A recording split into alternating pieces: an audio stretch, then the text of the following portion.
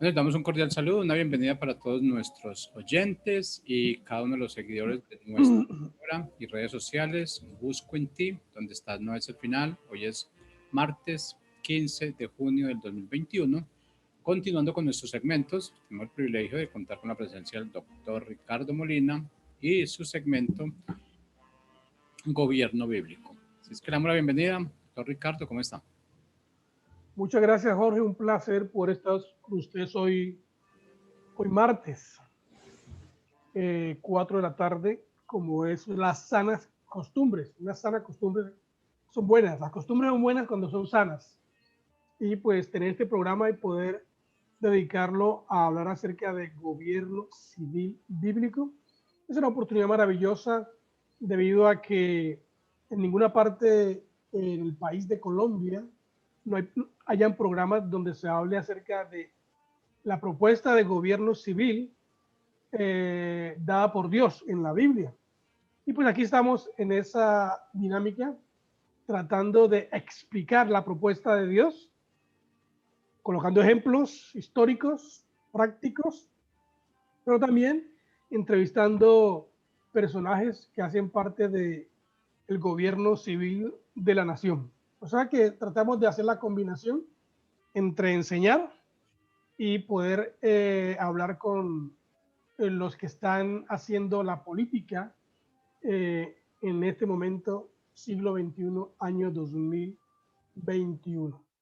Esta entonces es la propuesta de que sí hay una forma, hay un sistema de gobierno que trae prosperidad y libertad para todos. Y la propuesta no mía, no es la propuesta de ninguna entidad humana, es la propuesta del creador, del que hizo los cielos y la tierra. Él da la propuesta que sí existe una forma como una sociedad se puede gobernar en donde todos, sin excluir a nadie, tienen los mismos privilegios, las mismas oportunidades para lograr cosas en esta vida.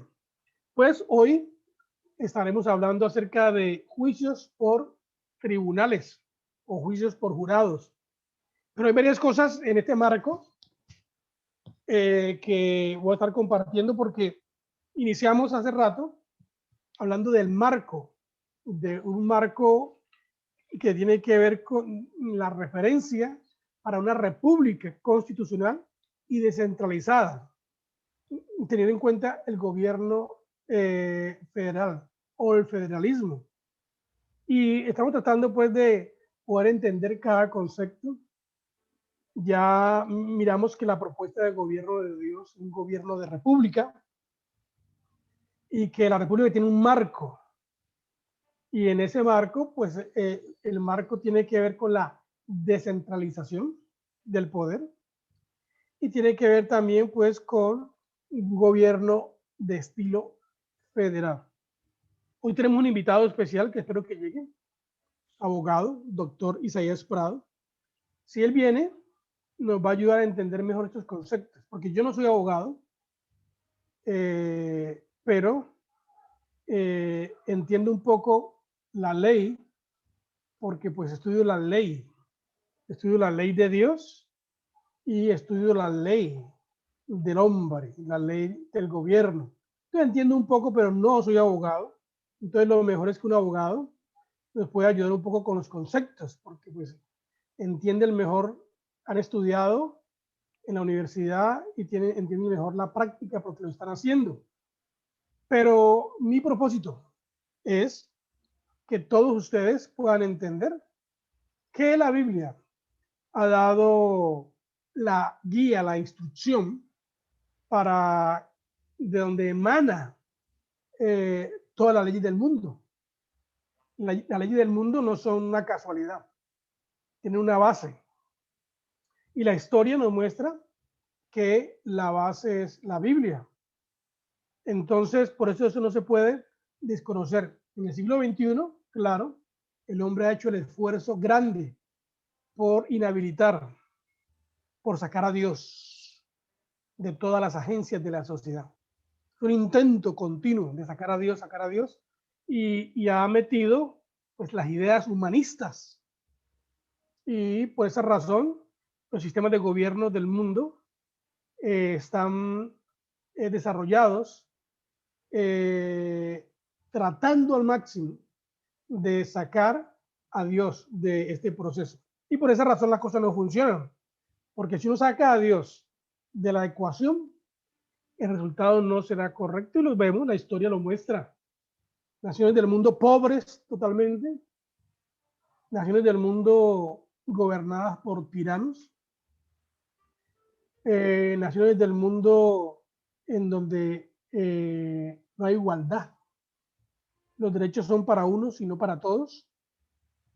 Entonces podemos entender que el mundo está en una crisis.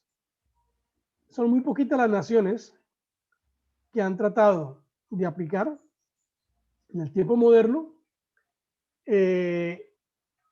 la propuesta de Dios de la República. Y los que la han aplicado han podido ver la gran diferencia en cuanto a la libertad y en cuanto a la prosperidad para todos. Así que, pues ese va a ser nuestro tema hoy, tratar de explicarles algunos aspectos que la Biblia dice al respecto, pero también hay asuntos que nos competen en el país. Hay muchas situaciones que están pasando en el país complicadas, porque pues el hombre, en su angustia existencial por responder a las crisis sociales, pues ha creado y se idea cosas que realmente están fuera de contexto para responder a la necesidad del hombre. Y eso le pasa pues a nuestro gobierno nacional, con el presidente, el gobierno con nuestro Congreso, el gobierno con la parte judicial, en fin, el Congreso pues la parte legislativa y jueces y todo esto que es la parte judicial, que vamos a estar hablando un poquito de esto, de dónde viene esa idea también, y la parte ejecutiva, presidencial, en fin, todos tratando de responder a la crisis. El dilema grave es que lo hacen sin Dios. Cuando hacen las cosas sin Dios y sin la guía correcta, pues, porque usted puede decir soy cristiano, pero y va a la iglesia posiblemente, pero si usted no aplica la propuesta de Dios, entonces usted va a ser un cristiano que va a la iglesia, aún que ama a Dios, pero haciendo cosas que son incorrectas, paganas en el desarrollo, en el modelo, aún en el vocabulario, aún en el vocabulario. Cristianos con un vocabulario pagano, cristianos con un vocabulario progresista, cristianos con un vocabulario de gobierno errado. Pero ahí está pues el dilema. Y hay muchas cosas que corregir, pues tenemos que corregir las ideas y corregir también el vocabulario que usamos, porque no podemos usar el vocabulario en nuestro estilo de vida de conversación, el vocabulario moderno, progresivo, en donde con las palabras se afianzan ideas incorrectas, ideas incorrectas de familia, ideas incorrectas del hombre, ideas incorrectas del gobierno, ideas incorrectas de la misma creación. Una idea incorrecta de la familia es que pues una familia ya no tiene que ser hombre y mujer. Una familia puede ser unión con cualquier cosa. Hombre con hombre, mujer con mujer o con animales. Una idea incorrecta y eso trae un vocabulario. Muy interesante, ¿no? Que una idea trae un vocabulario determinado. Y por eso hoy en día, debido a esta idea equivocada de la familia, del concepto de familia, entonces por eso en el vocabulario moderno está la inclusión y la tolerancia. Inclusión y tolerancia.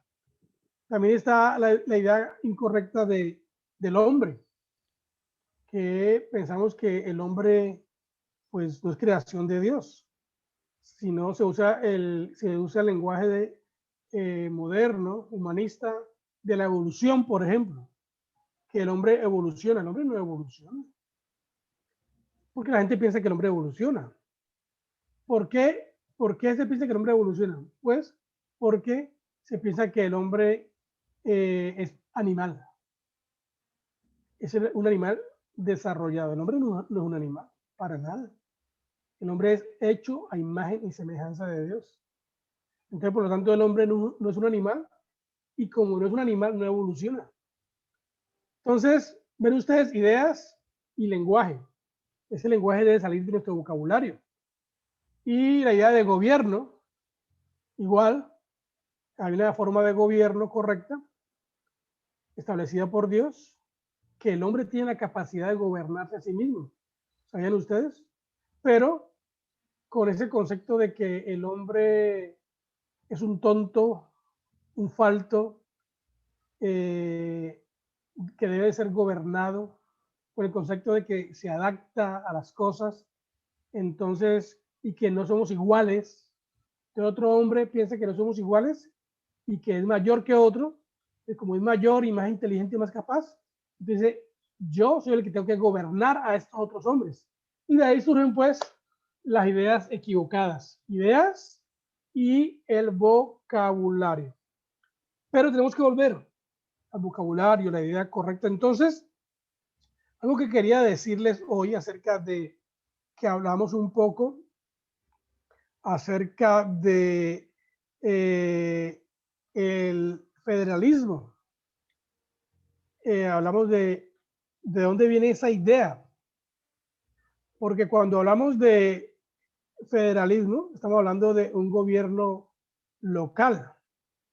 Y la iglesia, escuche bien, la iglesia del Nuevo Testamento dio ejemplo de gobierno local y a la vez federal. Escuche bien, gobierno local y federal. Entonces la iglesia dio el ejemplo de autogobierno con unión. Muy bien. Autogobierno con unión en medio de las congregaciones. Y ahí donde yo pues hago mi énfasis, porque supuestamente la iglesia es la que debe modelar el gobierno correcto para que sea imitado en la familia y en toda la sociedad y en el gobierno. Pero la iglesia pues perdió su norte y la iglesia pues tiene un gobierno, a pesar de que la iglesia tiene a Dios, a pesar de que la iglesia ama a Dios, a pesar de que la iglesia, que la gente pues está consagrada a Dios, a pesar de todo, si tienen la Biblia, la iglesia aplica una forma de gobierno lejos de la forma de gobierno correcta de Dios. Pero eso lo vamos entendiendo, es por la historia, ¿no? Porque la iglesia cristiana, todos nosotros los latinos, tenemos una historia de gobierno romano. La historia de gobierno nuestra es romana. Y la forma de gobierno romana es lo que hemos aprendido. La forma de gobierno romana es la forma que se usa en las leyes aquí en Latinoamérica, en el mundo hispano. Usa la forma de gobierno romana, las leyes romanas, que esas leyes totalmente son paganas. Pero eso es lo que nosotros hemos recibido, hemos aprendido. ¿Y lo aprendido por qué? Porque nuestros países son católicos. Y por ser católicos, el catolicismo aplica la forma de gobierno romana en sus iglesias y en su gobierno civil. La historia, por ejemplo, de Roma nos habla eso. La historia romana nos habla cómo Roma, al principio, cuando recién se constituyó con monarcas, monarquías, se instituía de reyes, habían reyes. Luego pasó en un tiempo a una forma de gobierno de república, pero no de república bíblica. Eso es importante ahí, ¿no? Aclararlo. Y entonces el gobierno romano era un gobierno donde existía un rey, un tirano. El rey es un tirano. Y este rey también se le daba el poder religioso. O sea, un hombre que tiene poder político y tiene poder religioso. ¡Qué peligro! ¡Qué peligro! Tener un hombre con poder político y poder religioso. Bueno, esa es la historia nuestra, romana, de ahí viene. Eso es lo que hemos copiado nosotros en nuestras leyes civiles, en nuestra práctica civil, es donde estamos aplicando lo que Roma nos ha transmitido en esa mezcla de política y de religión. Pero bíblicamente eso no está en la Biblia. Por eso les estaba diciendo a ustedes que la iglesia del Nuevo Testamento, la iglesia del Nuevo Testamento no era romana. La iglesia del Nuevo Testamento era cristiana.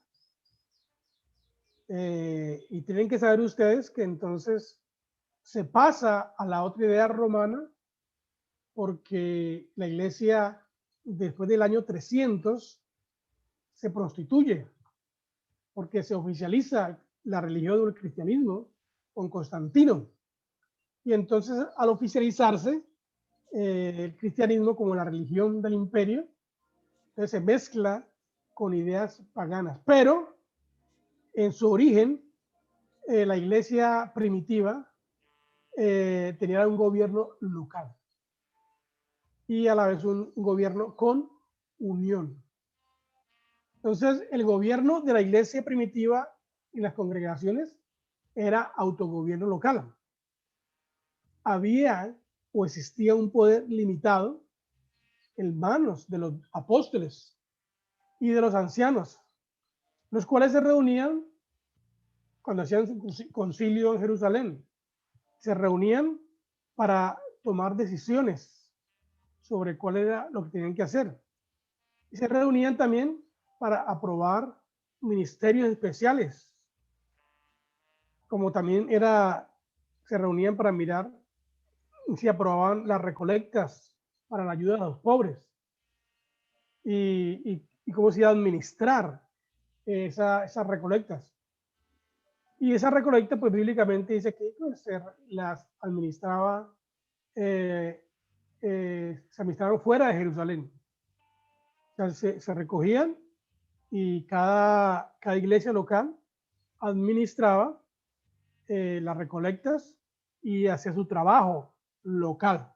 El hecho de que la iglesia de Jerusalén fue la primera iglesia que estaba funcionando y que era la madre, por decir algo, de los pollitos, no significaba que el dinero se quedaba allí o se hacía lo que la iglesia de Jerusalén decía. De ninguna manera se reunían, tomaban decisiones y luego ellos volvían a sus lugares, a sus áreas locales y ahí cada quien funcionaba. Funcionaban localmente, pero también pensando a nivel nacional. Entonces, la relación entre la iglesia de Jerusalén y las nuevas iglesias que se abrían alrededor era lo que se le llama un ejemplo de federalismo, o en el lenguaje que conocemos se le llama la forma dual de gobierno. Trabajaban juntas, cada una en su esfera definida de jurisdicción local, sin perder la visión nacional. Se puede leer si quiere en Hechos capítulo 15, en Hechos capítulo 16 también, puede leer Gálatas capítulo 2, 2 Corintios capítulo 8. Y ahí usted puede darse cuenta que la iglesia en ningún momento tenía control nacional. No existía una iglesia nacional en ninguna manera, como se introdujo en el 313 con Constantino, que dijo, ok, el cristianismo es la religión del imperio. Ahora esta es la religión y el que no practique esta religión, pues está en problemas. Ese es un dilema cuando se oficializa una religión para una nación, es un problema, porque eso coarta la conciencia libre. Entonces, al quitar la conciencia, a cortarla, entonces se subyuga a la gente. Entonces, El federalismo viene de la iglesia neotestamentaria, ¿no? En que ellos gobernaban, se reunían a nivel nacional, por supuesto, pero el gobierno de la iglesia era local, pensando en beneficio también nacional. Bueno, con nosotros está el doctor, ahí lo ven ustedes con su traje de protocolo de bioseguridad, doctor Isaías Prado, abogado de profesión. Bienvenido, doctor Isaías. Amado Pastor Ricardo Molina, gracias por darme la oportunidad de estar acá acompañándote en este corto tiempo. Es un gusto escucharle y todos estos programas que edifican a toda la audiencia. Gracias por la oportunidad, doctor Ricardo. Bueno, estamos hablando, doctor Isaías, para ponerte en contexto un poco a ti, sobre el marco de referencia de una república constitucional y descentralizada, y un gobierno descentralizado y un gobierno federal. En ese marco, estamos hablando, por ejemplo, de lo que Colombia habla en la Constitución, que somos un gobierno de derecho, ¿qué es el gobierno de derecho, ¿no? Y hablamos de que un país libre tiene un gobierno de derecho, no donde Precisamente. sí, no donde los gobernantes y la mayoría gobiernan, en ninguna manera. Un gobierno de derecho es donde la ley gobierna. Bueno, hemos hablado de esto. En ese proceso del marco de referencia de una república, pues estamos hablando de la separación de poderes de nuestro querido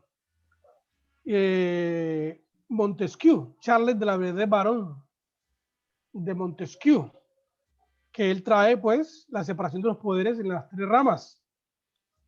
Estamos hablando de que la idea de eso, de la división de poderes, es evitar la tiranía, y que entre más se divide el poder, más libertad hay.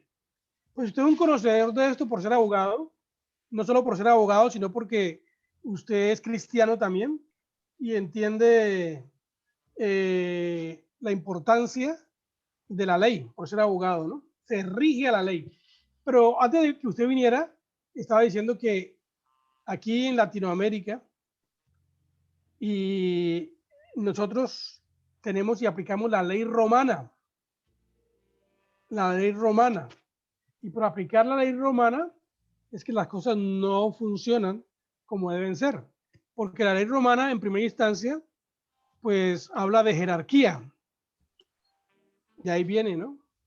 De Roma, como se constituyó de reyes y de tiranos, en fin.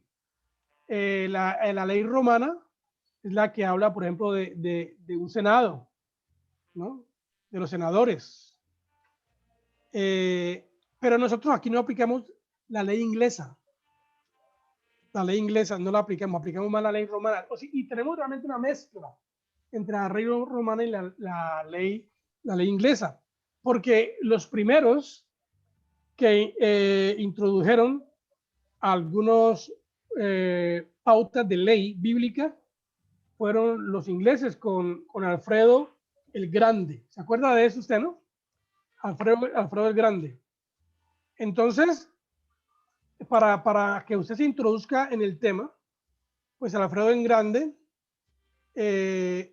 establece leyes. En primera instancia, Alfredo el Grande fue el primer rey de Inglaterra que al derrotar a los vikingos permitió que Inglaterra se constituyera realmente en nación.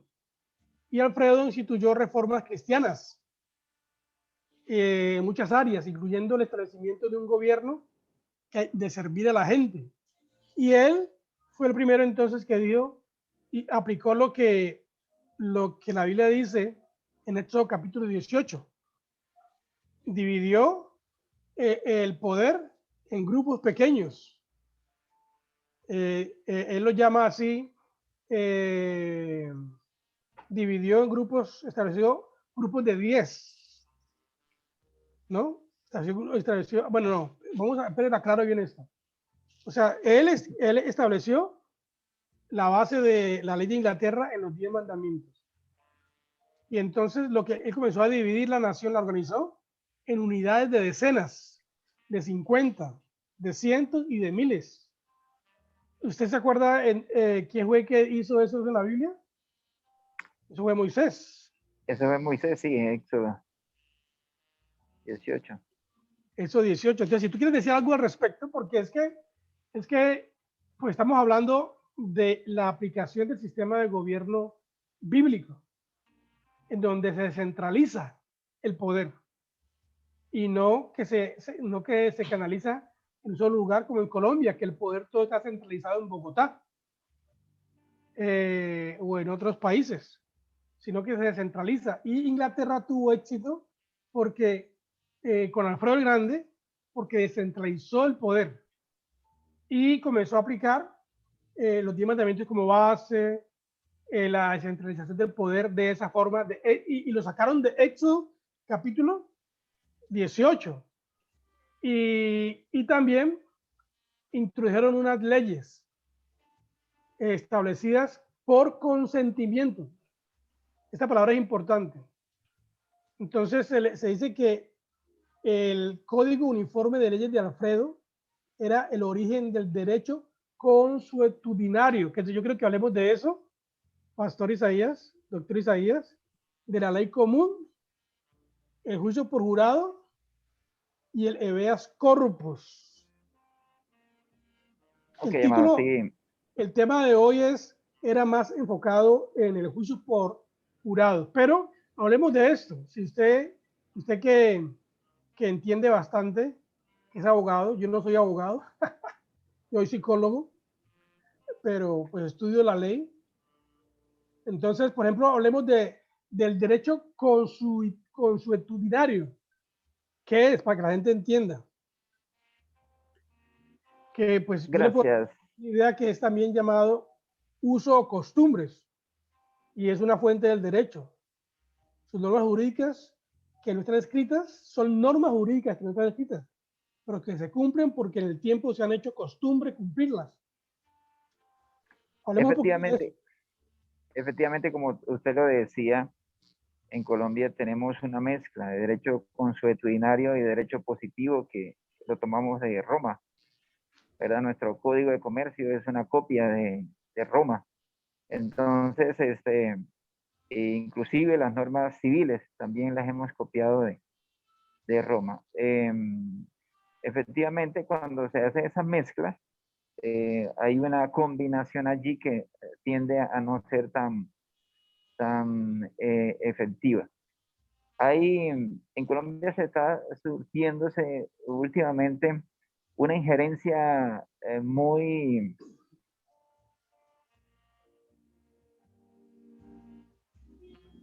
Tu audio, el audio, se te fue.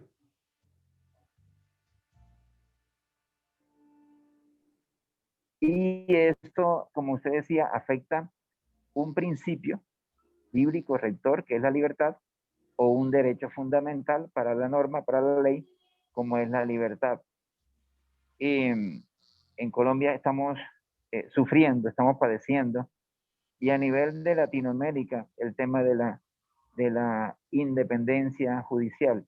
Cuando hablas de habeas corpus, el habeas corpus realmente es una acción judicial que defiende ese principio universal, como es la libertad o ese derecho fundamental.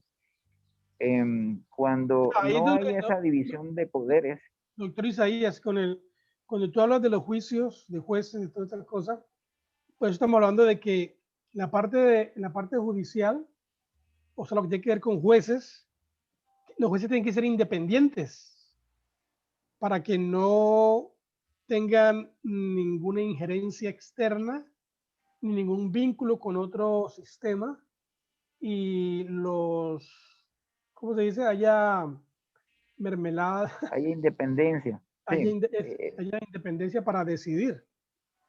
exactamente. El tema de la independencia judicial en Colombia se está viendo afectada por dos aspectos, como es la corrupción, como usted habla de la mermelada. El tema de la corrupción está afectando de forma contundente la independencia judicial, como también la injerencia de los gobernantes de turno. Entonces, permíteme un segundo, mi doctor. Recibo una llamada. Claro. Mientras tanto, tranquilo. Mientras tanto, yo puedo introducir, cuando hablamos de la independencia judicial, la independencia del sistema de justicia, que tiene que ser independiente del poder legislativo y el poder ejecutivo. Y entra aquí una cosa muy importante, doctor Isaías, nos habla del sistema judicial independiente. Entra algo que aquí no practicamos nosotros, pero que es bíblico, y el sistema del juicio por jurado. Aquí en Colombia no hay jurado. Yo estuve en Estados Unidos viviendo, y a mí me pareció muy chistoso, porque me llegó un documento diciendo de que era citado en la corte para ser juez. Y uy, ¿qué pasó aquí? Eso para mí era, porque el único país del mundo en donde todavía se practica el juicio por jurado es Estados Unidos. Aquí en Colombia, hasta donde yo sé, usted me ayúdeme, donde yo sé, nunca llaman a los ciudadanos para que sean jueces de casos de criminales, cualquier caso que sea, no lo llaman, ¿o sí? No. Actualmente no se aplica ese sistema de jurado. El juez es el único que puede tomar la decisión después de recibir todas las pruebas, evidencias que se debaten en un... Y él es el único que toma la decisión. Pero por esa razón, doctor Isaías, cuando el juez tiene todo ese poder, se le da a él, allí donde hay demasiadas probabilidades de corromperse o de ser injusto. Sí, es cierto, eso es una falencia, porque es una persona decidiendo sobre algunos aspectos, bien sea administrativos, penales, civiles o de comercio, donde se debaten grandes posibles costos, por así decirlo, y puede haberse afectado. Pero independientemente de eso, nosotros contamos con una rama judicial que aún conserva algún criterio de confianza para Colombia. Sí se han presentado algunos brotes de corrupción a nivel de las altas cortes, pero aún nosotros los juristas aún consideramos que confiamos de alguna manera en nuestros jueces. Lo que sí tenemos que impedir es esa intervención para que se presenta de parte de los gobiernos de turnos, e inclusive el fenómeno ahora populista que se presenta con algunos gobernantes populistas que intervienen de manera para acabar con la independencia judicial. Esto no podemos permitirlo porque afecta directamente el principio de la libertad en los pueblos. Entonces, me parece muy interesante el tema que tocas en cuanto al tema del principio de la libertad, donde la ley debe primar. Aquí el juez, él debe aplicar la ley tal cual como está establecida, ¿verdad? De acuerdo a las pruebas o evidencias que se desarrollan en un proceso.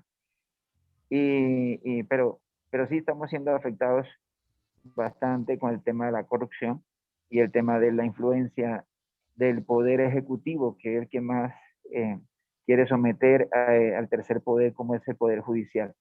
Y ahí se rompe ese equilibrio de poderes y empieza a generarse lo que usted bien llama esa tiranía. Doctor Isaías, usted ha escuchado, porque lo escucha y yo lo he escuchado de su boca, y es un lema que tenemos, que uno es inocente hasta ser probado culpable. Hasta que no se demuestre lo contrario. Sí, y que cada quien tiene el derecho a ¿qué? Al debido proceso. Sí, señor, artículo 29 de la Constitución. Eso lo dice el artículo 21 de la Constitución. Bueno, yo le quiero leer aquí el artículo, usted, 19, 15. de la Constitución bíblica, porque de ahí sale eso. Las leyes, esta ley de el derecho que uno no es, que uno es inocente hasta que se pruebe lo contrario, el derecho al debido proceso está aquí en Deuteronomio 1:19 dice, aquí dice, no se tomará en cuenta un solo testigo contra ninguno en cualquier delito, en cualquier pecado, en relación con cualquier otra ofensa cometida. Solo por el testimonio de 2 o 3 testigos se mantendrá la acusación. Cuando se levante testigo falso contra alguno para testificar contra él, entonces los 2 litigantes se presentarán delante de Jehová y delante de los sacerdotes y de los jueces que hubieren en aquellos días. Y los jueces inquirirán bien si aquel testigo resultare falso y hubiera acusado falsamente a su hermano, entonces haréis a él como él pensó hacer a su hermano y quitarás el mal del medio de ti. ¿Cómo le parece el texto? Gloria a Dios, amado. Así como hombre de fe entendemos que todas las normas que rigen nuestras conductas están, o sea, la Génesis es la Biblia y si todas nuestras normas estuvieran orientadas en la Biblia, hoy las cosas fueran diferentes. Pero realmente hay muchas leyes injustas que se han creado y que están alejadas de los principios del reino de Dios. Y bueno, eso es lo que nos está llevando también a todas las dificultades que tenemos a nivel de sociedad, a nivel de rama judicial o de aplicación de normas. Así como usted dice, amado, las normas deben estar regidas por los principios contenidos en nuestra Biblia, en ese libro que nosotros utilizamos y que es ese principio que nos rige para el comportamiento y conductas que tenemos todos los hijos de Dios. Porque estamos hablando de Inglaterra. Inglaterra fue el primer país del mundo, gracias a Alfredo el Grande, que comienza a introducir un sistema de leyes bíblico para una nación. O sea, otras naciones sí aplicaban leyes, por supuesto, porque habían leyes, pero leyes injustas. Pero con Alfredo el Grande, él comienza a aplicar, entonces es lo que la Biblia dice dentro de su sistema civil. Y pues estábamos hablando de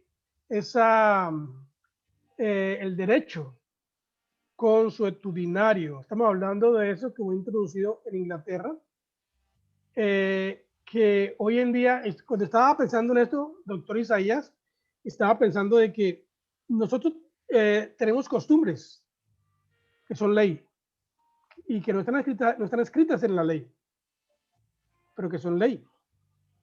Pero hoy en día todo lo quieren escribir. Hoy en día quieren darle por la ley.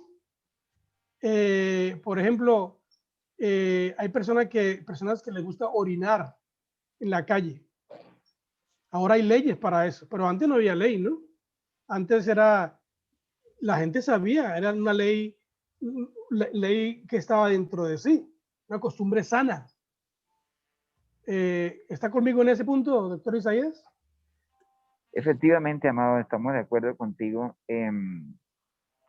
Eso le podríamos llevar autogobierno, ¿verdad? Autogobierno, sí, señor. Cuando usted se rige no por una norma positiva, como es el derecho escrito, sino una norma que rige su conducta de forma voluntaria, que es la costumbre. De ahí es donde nace el derecho consuetudinario de la costumbre, pero esas costumbres que son justas, que regulan, ¿verdad?, justicia entre los hombres sin ninguna imposición o obligación, sino con que usted decide como persona cumplirlas porque considera que es lo mejor. Entonces, estamos acostumbrados en Colombia que si no está escrito, no se aplica y estamos abandonando como esa buena costumbre de cumplir las normas no porque me las imponen, sino por convicción. Como antes, Entonces, ¿no? Antes la palabra. Usted da la palabra y Eso era, eso se cumplía porque se cumplía. Una buena costumbre de cumplir sus compromisos, ¿verdad? Y esa es la gran diferencia entre el derecho positivo y el derecho consuetudinario. De ahí el éxito de Alfredo el Grande cuando empieza a aplicar esos 10 principios, los 10 mandamientos, que es de allí donde nace esa serie de normas basadas en principios que se aplicaban como costumbre, y de allí nace raíces del derecho consuetudinario que, que es más efectivo que el positivo porque se cumple no por una imposición, sino por un aspecto voluntario. Y allá ahora la ley de la razón, ¿no? Si esto es mío, ¿por qué tú me lo vas a quitar? Si yo lo trabajé, esto es mío. Entonces yo no tengo que probarte nada porque fue el fruto de mi trabajo y tú debes respetarlo. Doctor Isaías, hablemos un poquito por el tiempo de la ley común, el derecho común, que Eh, cuando yo entiendo También es el mismo derecho civil. el derecho positivo, el derecho positivo o Hablemos del derecho derecho civil. positivo, sí. Sí, el derecho positivo, bueno, esto nace con Kelsen, que se crea una pirámide y él empieza a hacer la división como de las normas, nace, que originan de la Constitución, y hay como una división de esa calidad de normas, y se considera que el derecho debe ser escrito, y ahí es donde se empieza como a formar el derecho positivo, para empezarlo a escribir.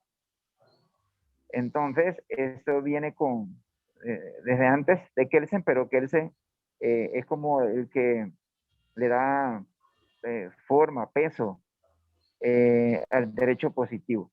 Las normas se empiezan a escribir, y eso es lo que hace que se aleja del derecho a la costumbre, del derecho consuetudinario, y empieza a darse forma al derecho positivo como una norma escrita Doctor Isaías, ¿usted no para cree que aquí en aplicarla. Colombia se ha exagerado en esa ley común, ley civil o ley positiva? Porque todo el mundo quiere escribir leyes para todo. 5.000 millones de leyes en Colombia. Que usted es abogado, usted no sabe todas las leyes. Y no sería posible conocerlas, y eso lo que hace es el desconocimiento de la ley. Cuanto más se desconoce la ley, mayor injusticia hay, y eso es lo que el exceso de reglamentación es lo que hace lo difícil la aplicación de la ley, y terminan las personas haciendo lo que ellos consideren está bien. Eso es negativo, es un aspecto negativo de Claro, porque crear nosotros tantas decimos, entre leyes. más leyes, más esclavitud. Sí, así es. Más desconocimiento de la norma, más injusticia, más esclavitud. Bueno, chévere. Hablemos bueno, ya hablamos un poquito del juicio por jurado, ¿no? Que es el juicio por jurado, nosotros aquí no lo aplicamos. ¿Usted sabe por qué no se aplica? Bueno, ¿por qué no se aplica? Porque no aplicamos las leyes bíblicas, sino que aplicamos las leyes romanas, ¿no? Sí, digamos que el, está circunscrito las decisiones eh, a un juez, y es lo que nosotros hemos implementado. Por eso, no, aunque hemos copiado algunas normas consuetudinarias, este tema de juicios por jurado no lo hemos copiado para nuestro sistema judicial. Sería muy Por interesante, ¿no? eso, sí, Estados y a Unidos lo pesar que aplica. sí, y nuestra norma penal es una copia del sistema americano, que utiliza el sistema anglosajón o sistema consuetudinario, pero no lo aplicamos del todo. Entonces tenemos una mezcla allí de derecho positivo con el derecho consuetudinario en Colombia en el tema penal. Una mezcla, claro, pero nos inclinamos más por nuestra historia religiosa y política, más a la ley romana. que es la que nos, como que la que nos mantiene en esa guía, porque nosotros aceptamos más el gobierno romano que el gobierno cristiano, bíblico. O sea, el gobierno romano, el gobierno de Roma, de la iglesia romana, de la mezcla entre el gobierno político y el gobierno religioso que tenían los líderes políticos. ¿Y qué le parece a usted si hablamos del habeas corpus? Así como lo tomamos en un principio, que tú lo citabas, en Colombia todos los compatriotas tenemos esa posibilidad de invocar esta acción.